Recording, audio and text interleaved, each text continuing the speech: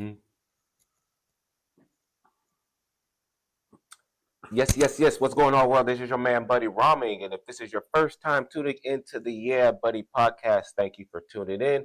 And if you are a returning friend, hey, yo, welcome back. Tune in. We got another great episode lined up for you. You know how we do every episode. I always try to bring one of my friends in the entertainment business, a comedian, actor, filmmaker, something like that. We just chop it up, see what we got going on, what's been going on in the entertainment business, and then talk about our journeys in the entertainment business as well. So this episode's like no other, y'all. This episode, I got my good friend. He's got his comedy special up on Tubi, and his comedy album is streaming. It is called Get Rich or Diabetes. I'm pretty sure we're going to get into that, and then a whole bunch of other stuff. But right now, y'all want y'all to make it live and make it live for my good friend, Mr. Dejan Tyler, up in the building, y'all. Dejan. What up? What up? What up? Yeah. It's good. How you doing, man? Happy to be here. No worries, man. Thank you, man. I appreciate you sliding through to the Yeah Buddy podcast, man. Yeah, buddy. Yes, sir. So how you been, man? We just knocked out the Uli show last night and shit like that. Yeah, man. That was man. I was impressed. I was impressed with the improv. It was interesting, yeah. Yeah, I was really impressed. I didn't know that improv. You know how like comedy and improv have this thing, like, you know what I'm saying, like we're comedians and you guys do improv and vice versa. It goes both ways. Yeah. I didn't know there was even one between improv and sketch. Yeah. I called a sketch dude an improv dude. He took it personal. He said, he stopped the whole conversation like, hey, hold on. We do pre-written material. You know, I'm like, oh God, calm down, dweeb. Yeah, he was. Nah, he was cool though, but I didn't know that existed. I was like, oh, so every different level, there's like, you know. Yeah, that's what I think is. I was surprised. It's interesting, like, because like we look at comedy, we just look at comedy like from the aspect, maybe like just stand-up comedy, because we understand how cliquish it is and how just it is like stand-up comedy. But then when you look at like improv artists, looking at stand-up comedians as a whole, like, man, y'all, well, I don't know what y'all talking about. Y'all just out here giving therapy and shit. like, you know what I mean? They're like, yeah, what are y'all doing, man? And then like vice versa, like sketch artists, like, I don't know what the fuck these improv artists do. They're not sitting down. They're not thinking about what they're saying. They're like, I don't know. They're just making it up. Look at them thinking on the fly. Yeah, that Who dude, does man, that? He was like, I could tell, like, just with that one little comment, like, oh yeah, okay. It's kind of like if you mistake. Like if you see a person they're Korean and you mistake them, like call them Chinese or something, like how, you know what I'm saying, like they don't understand. Like to me, it's you know, but to them, it's like no, they can tell easily, and they're like offended. Yeah, comedy, that dude was like, no, I am not one of those. and I hope it's not all sketch artists, but maybe I'm just gonna for this episode, I'm gonna just box them all together right now. But like extra bougie too, because like. The only reason why he came was because I asked him to be part of the variety show, his sketch team. And he's like, oh no, man, we're gonna have to see, I'm gonna feel it out, you know what I'm saying, see how it feels and shit like that. I was like, all right, whatever, and stuff like that. I was in their group chat or whatever, and then like 3 minutes before the show starts, he puts up in the group chat, what a horrible fucking turnout. I was like, oh wow. I was like, what the fuck? That's the guy, the same. We're talking about the same guy. Yeah, we're talking about the same dude. Yeah, it was like Lex Luthor. Yeah. Yeah, he was cool, but I was like, I didn't know that the sketch comedy world had that, so I want to go see some. I didn't know there's a difference. Now I want to go see it. I mean, I guess there is a difference, but I never thought about it. I'm like, sketch and improv, I ought to put them in the same group. If you asked me beforehand, I'd been like, no. So who's a sketch comedy group out? Who does sketch comedy? I'm not sure. That's what I've been trying to figure out. Sketch? I thought it was all improv.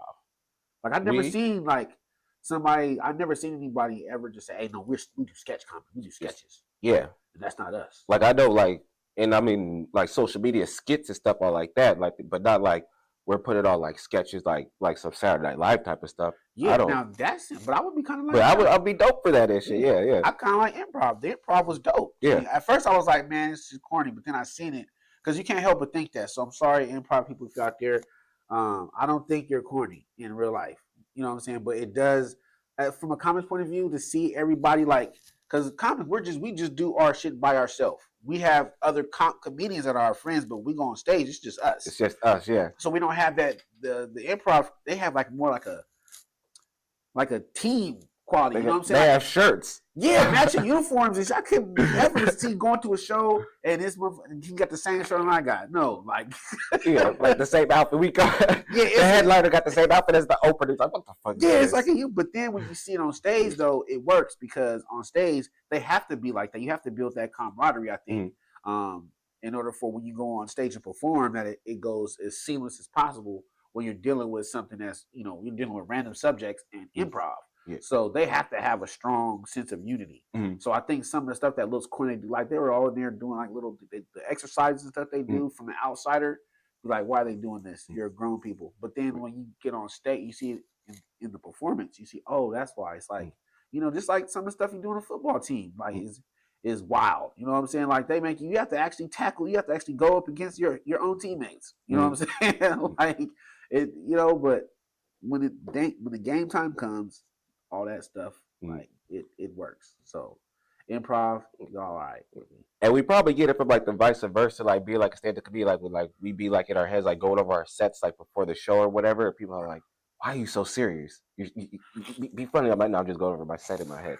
Oh yeah, everybody needs that time. I can't stand when somebody tries to talk to me, because what a comic is like, like getting ready. You see them like in the corner, they're like, and they're up next. Yeah, they get in that zone, their head start tilted, and like they just start like, yeah.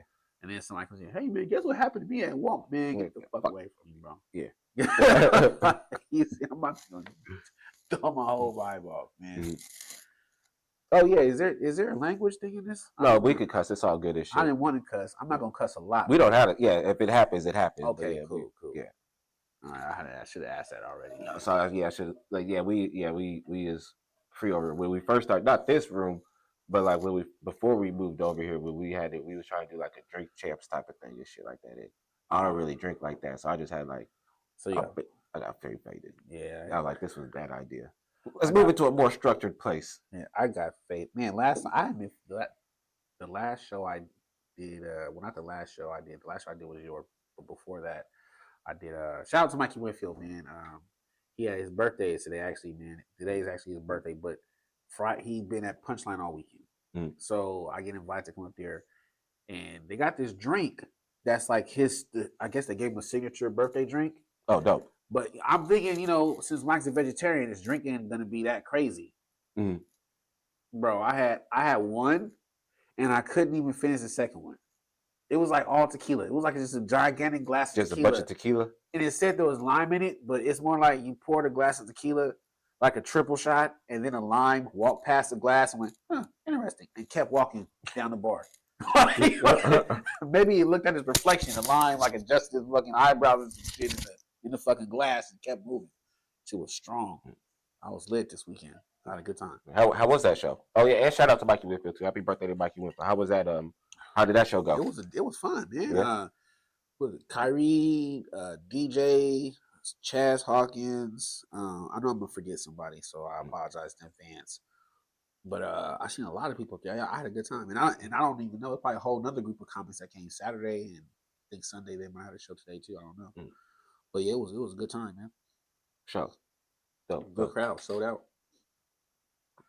And then so you do as far as like comedy goes and shit like that, have you traveled to a lot of different places? Yeah, I have. Some of the places I've been, I would never have been if it wasn't for comedy. You know what I'm saying? Like, there's no reason to go to Winnemucca, Nevada, unless you're doing comedy or methamphetamines. Like, there's no reason to go to that fucking city. Because I'm laughing because the first time we went there, right? It was like my first like really started to get that road experience, and I'm with Cole Black and Rick Polito, and we pull up to this fucking casino, and this big ass. I don't know if you've ever seen One Flew Over the Cuckoo's Nest with Jack Nicholson and the big ass Indian dude. That dude, it looked like him, was standing in front drinking a fucking a bottle of Budweiser. And so I'm thinking, like, when I first seen it, I'm thinking, oh, this shit's authentic. They got real, because I've been to a native Indian casino, but I never seen a real Indian at the Indian casino. Yeah, this is the first time. So I'm like, oh, this shit's, they taking this shit seriously. They're like, this is our property. This is our Oh, they got like their block. So I got my bags, and he's like, "Oh yeah, hey man, let me take your bags for you." So I'm like, "Yeah, I'm about to give him my bags to take the bag to the room," and then Rick is like, "Hey man, he doesn't work here."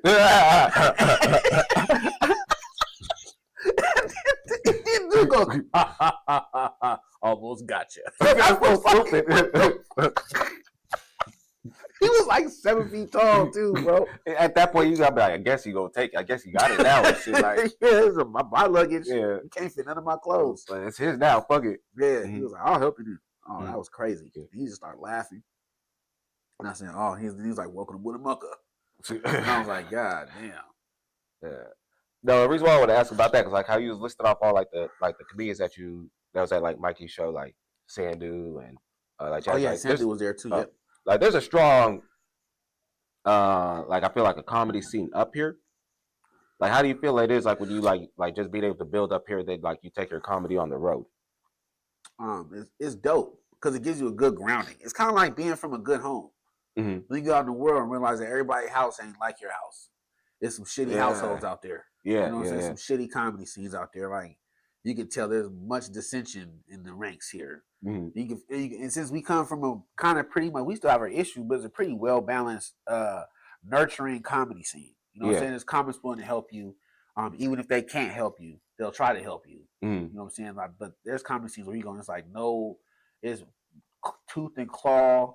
They're fighting each other, jealousy, stealing jokes, all man crazy. I don't really want to put them places on blast, but you know who you are. Yeah, you know who you are. Stop it, cut it out. No, yeah, yeah, that's interesting because no, I did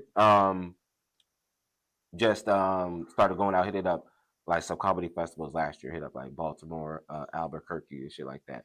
And for the most part, I noticed that like they all have like how you said, they all have their, for at least the scenes that I went to and shit like those, they had a dope ass comedy scene. You could definitely tell, like I feel like with Sacramento, just because we're like in California and shit like that, we have the luxury of like being so close to going to LA and shit like that, and then like with just us being diverse and stuff like that, right? We kind of our jokes travel. What do you mean? Because we have such a diverse scene wherever we go. Oh, okay. Okay, yeah. Okay, I get it. Yeah. That's true. They do travel well because we see a lot. We get a lot of looks. You know, we're not like pigeonholed. Like you see every ethnic, most ethnic people are represented in Sacramento. This is one of the most diverse cities in the country. I think it's top 10. I know it was top 5. It might be. I know it's top 10 for sure. Still. So yeah, we know everybody. So when you go, I'm not surprised. There's no crowd like, oh, I've never seen Ukrainians. No, I have every day. You know what I'm saying? Like, there's nothing where I'm like, ooh, I can't. What are they doing here? I don't know. What makes them laugh? No, I know the same shit makes everybody else laugh. Duh. But back on the comedy scene, yeah, we are fortunate. Sacramento comics be watching this. Fortunate, count your blessings. You know what I'm saying? Next time you see a comic at a mic, just buy a random comic a beer. Just thankful that he's not an asshole like some of these comics are in some of these other scenes to each other. You know, I'm not saying that I've necessarily been treated like that, but it's kind of like you ever been with a homeboy and he treat his girl like shit. It's like he's not treating you like shit, but you can tell this is a toxic relationship on both sides. You're like, it's just uncomfortable being around. That's how I felt sometimes. Like I felt like I'm witnessing some shit as an outsider I shouldn't be seeing. Like y'all should handle this somewhere else. Like why are you doing this in front of me? I just got here. I can't help your career.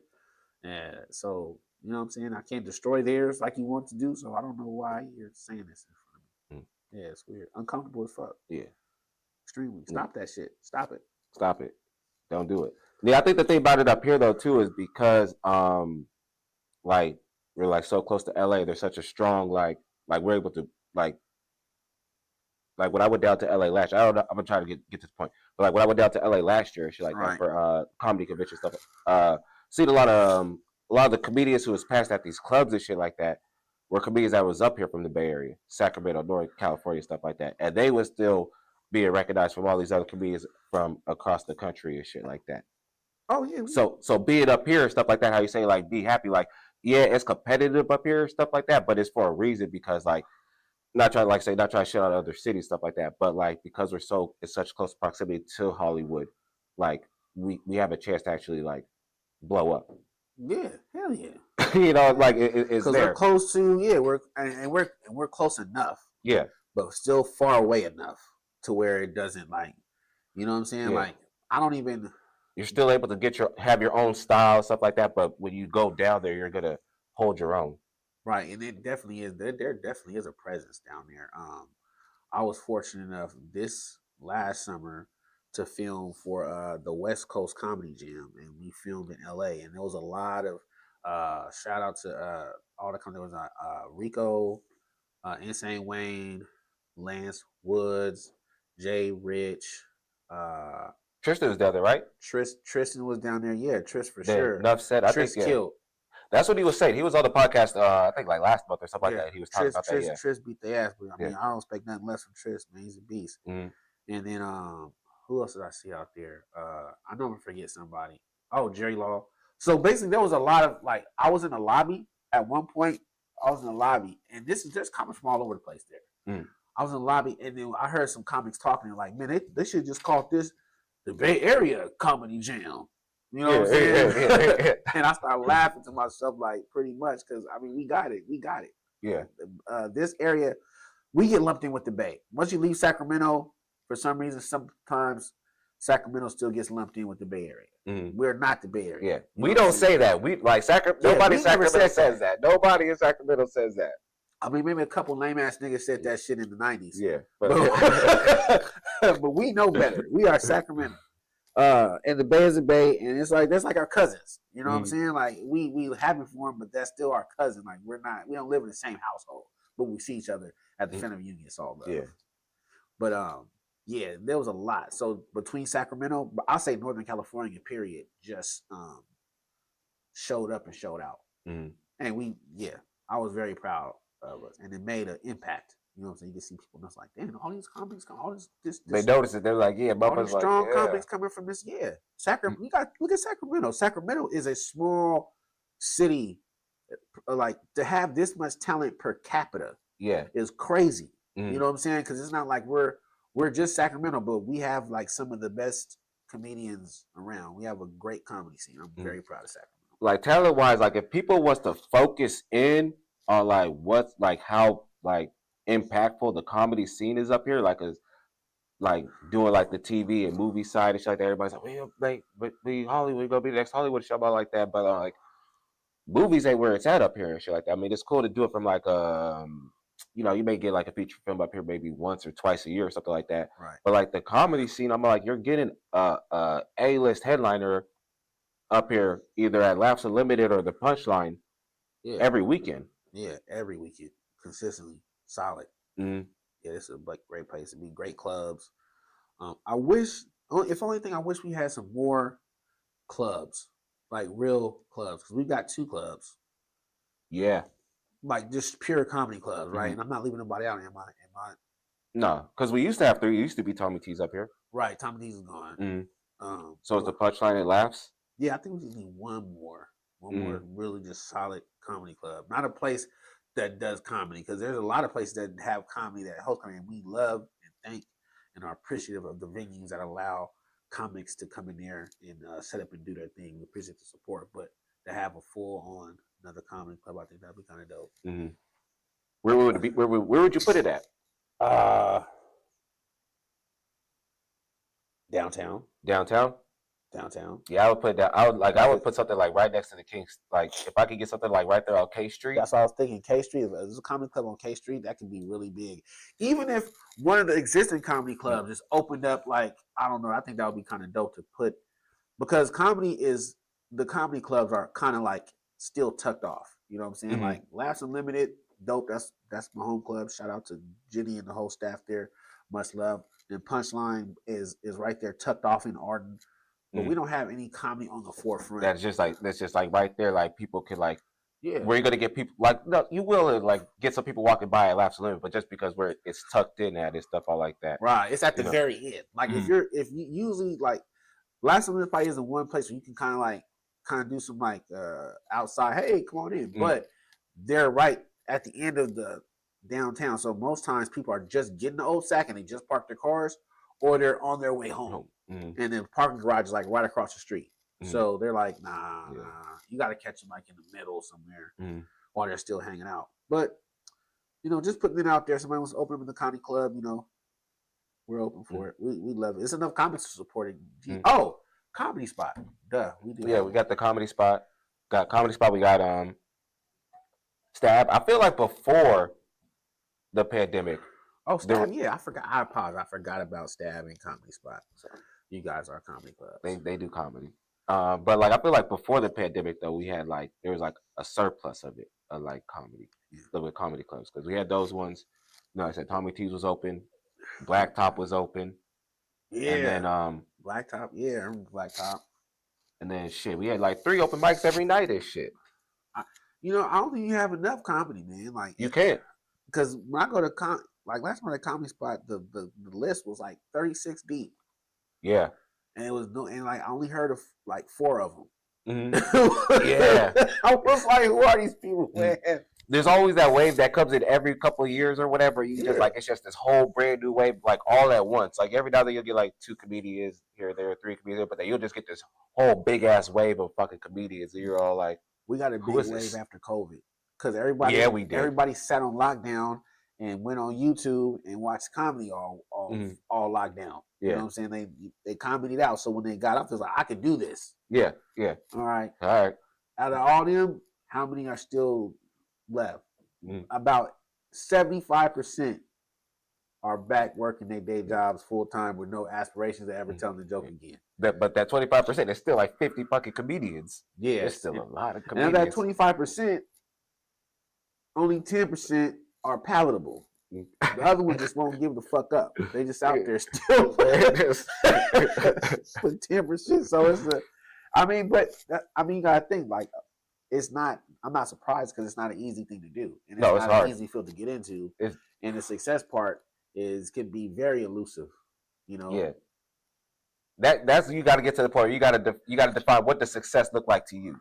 Right. Don't judge it by everybody else. Everybody else gonna be looking at you like, so when you headline it, when you be in Hollywood, be like, hey, yo, I'm just trying to get over this depression right now. Yeah, I just paid my electric bill. I'm cool. I'm chilling. Yeah, I love it. I want to make more money, but I think everybody does. No matter what you do, you want to make more money. You want to maximize your time on earth. You only got a limited time to make money, and then a very even limited time to spend it while you can enjoy it. Like, what's the use of like spend your whole life making money, and then you get old, and now you financially, like, if you wait till you're financially stable, you got all these things in place where like if anything happens, you're like, all right, I'm good. But you're like, but now your stomach's fucked up. You can't even eat Mexican food. Yeah. You know what I'm saying? Like, my goal in life is to have the money, but still have the youth to where when I go different places in the world, I could eat their food without taking some kind of pills first. You know what I'm saying? Like, I don't want to go to Spain and be like, oh man, I'm on dietary constraints. I got to stick to the salad. Yeah. I got to eat at a certain time of the day because if not, I might, this might be the end of my day. Right. I'm on medication. I can't drink no wine. Yeah. Nah, I don't have no restrictions, no reservations. No reservations, man. So if you had to, what would be the name of your comedy club? If you had to put the comedy club here at K Street, what would be the name of your comedy club? Oh man, the Chuckle Hut. The Chuckle Hut? Nah, I don't know. Like I never thought about that. The Boom Boom Room. I stole that. You stole that for life, yeah. Oh, the baby.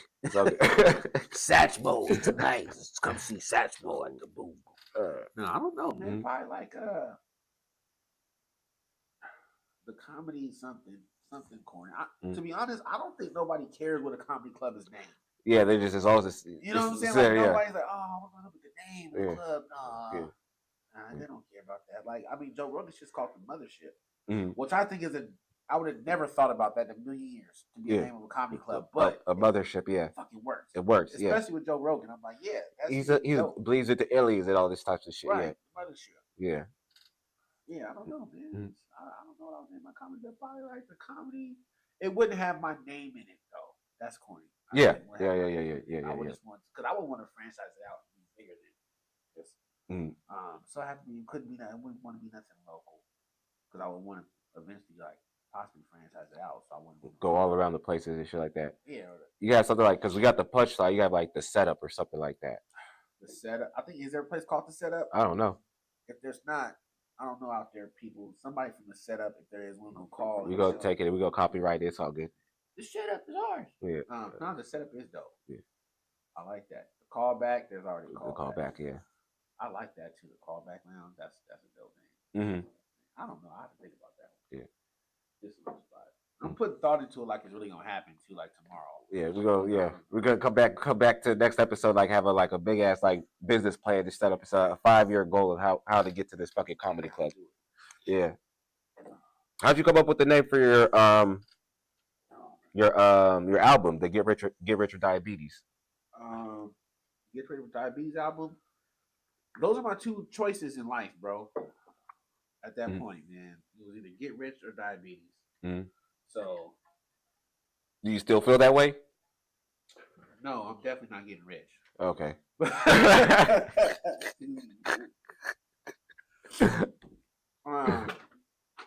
No, so I thought of it because I was a really big fan. Still am. I like 50 Cent album was one of my favorite albums. The Get Rich or Die Trying. And I liked it because just the whole story behind it. You know what I'm saying? Like, he went through adversity and all the stuff he went through. So I was like, you know what? He didn't give up.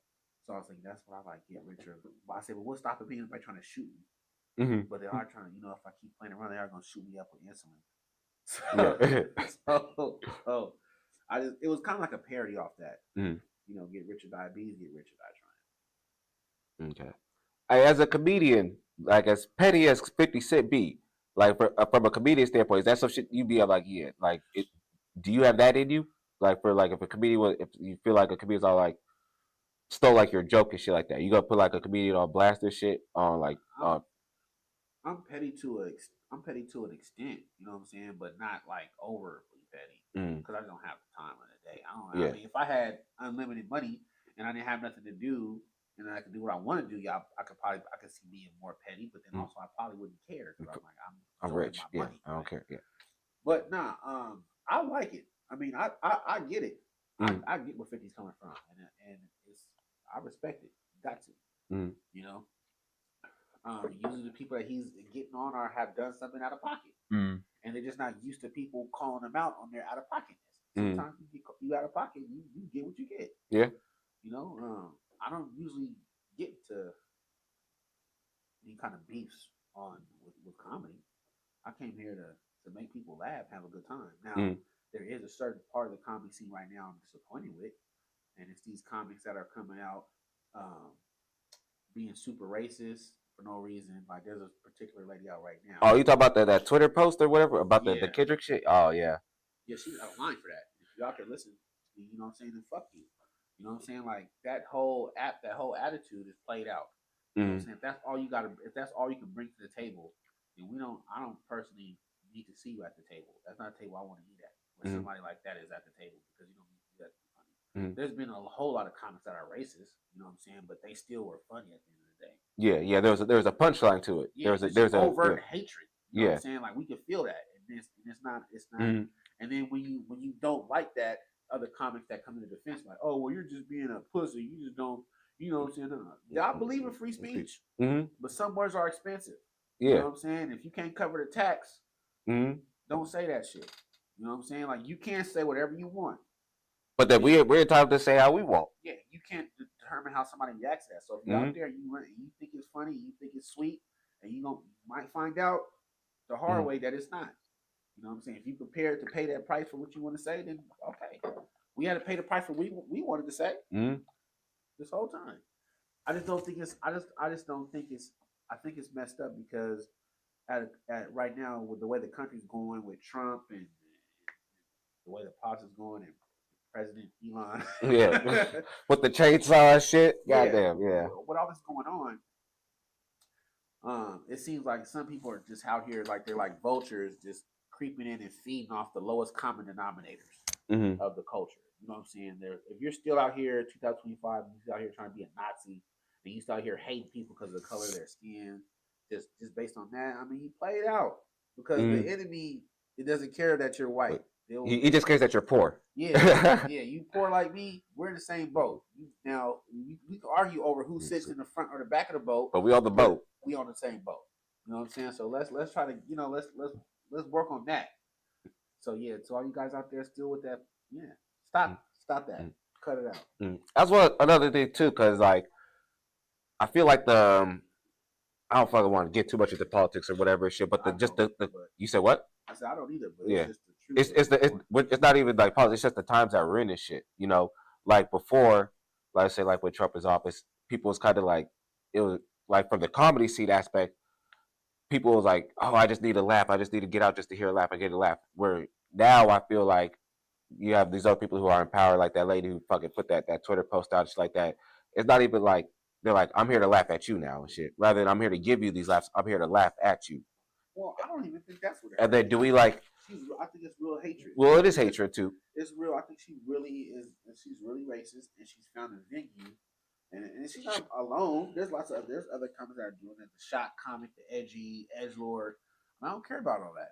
If you're funny, you're funny. And the thing is, what's cold about the whole thing is that I don't know this person personally, but what if they are really talented and their talent that they really have is they're overshadowing it because they're putting all this other stuff into it to try to get the shot. They're missing the point. You know what I'm saying? Like, and I think they use the fact that like, well, I'm a comedian as a cop out to be just so overtly hateful. Right. Yeah, and it doesn't make any sense. I mean, but I mean, if that's what the route you want to go, just know that it comes with issues. Yeah. And you gotta be prepared to deal with issues. No issues are between you and whatever God you believe in. Because you ain't gonna get no help from me.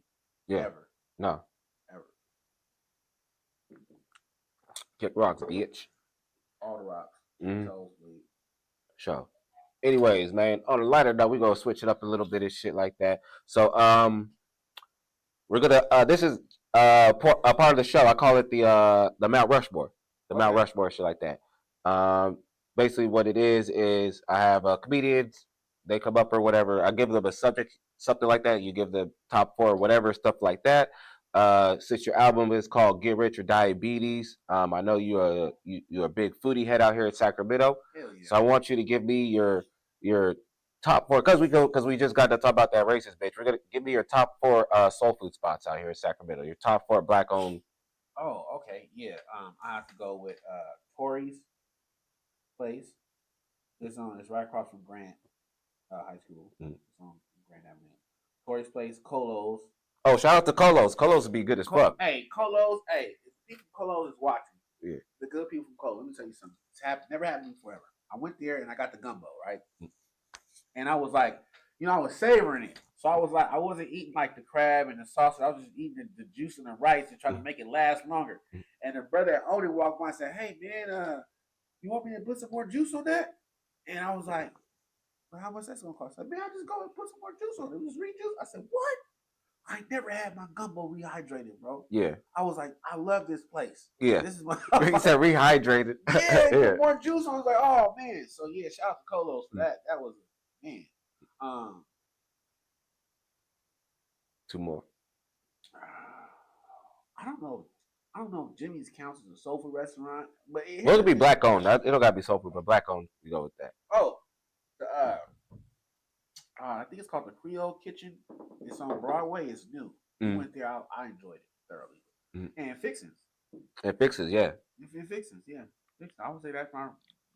If somebody came to Sacramento and wanted soul food, I would recommend them to go to one of those places. Yeah.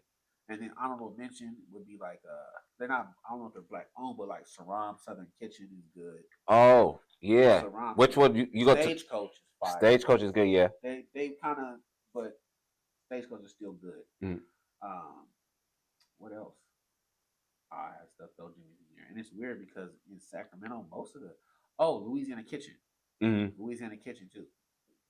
We got a couple out there, so that. I'll rock with that 4 I gave him. Okay, so we had let's go through this. It was Tori's, it was Colo's. Definitely. It was what was the other 2? The last 2? Tori's, Colo's,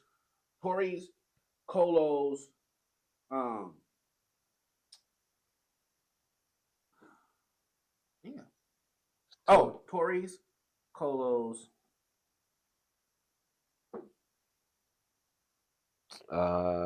We just said it. We just said it too. We caught the itis and we forgot what we were saying this shit. Yeah. Just thinking about all the soul food and shit. Oh